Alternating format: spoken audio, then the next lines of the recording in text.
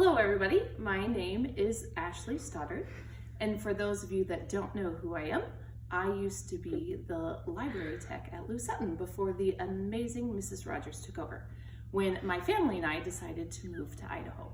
So today I'm going to read a story.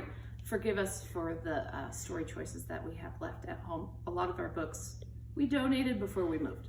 So today we are going to read Monster Trouble, and it is by Lane Fredrickson, illustrations by Michael Robertson.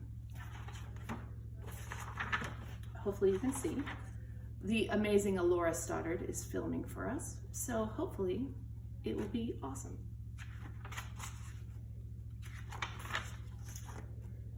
Winifred Schnitzel was never afraid, not of monsters or ghouls or noises they made. She loved scary movies and werewolves and thunder, and peg-legged pirates who bury their plunder.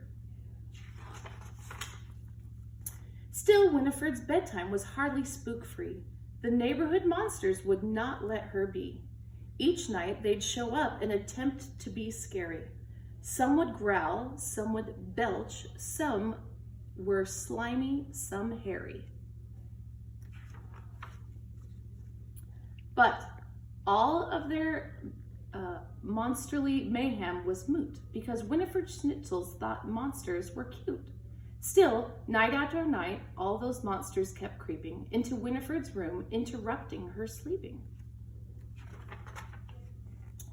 Too tired for math, too exhausted for fun, she finally decided those monsters are done. She ordered book titled Monsters Beware and constructed the sticky string small monster snare.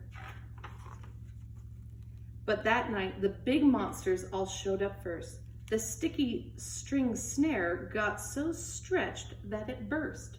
There were monsters on bedposts and stuck in the wall. They made slingshots from string.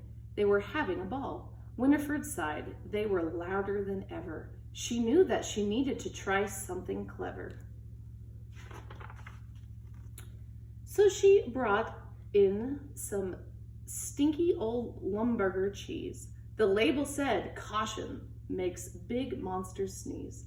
The monsters just called up the Goblin Street Deli. They ordered in bagels and fish-eyed jelly.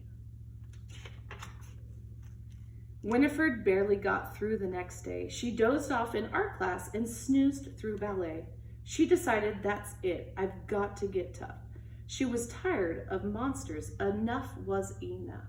So she built every spook trap in Monsters Beware, and one of her own called the Prickly Bum Chair. Poor Winifred yawned. She was so very sleepy. She was starting to look a bit spookishly creepy. When the monsters showed up with their howling and roaring, Winifred Schnitzel was already snoring. She was dreaming of puppies when a monster went hiss. She reached out and gave it a big, sleepy kiss. The monsters yelled, "Yuck!" All those others were heaving. One gagged, and a big monster shouted, "I'm leaving."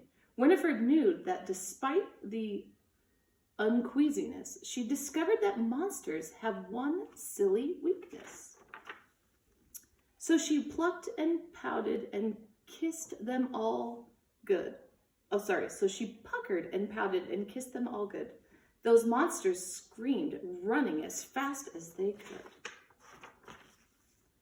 Now Winifred sleeps very soundly at night. In the daytime, she's happy and perky and bright. But sometimes she finds that the monsters creep in, right around bedtime with a monsterly grin.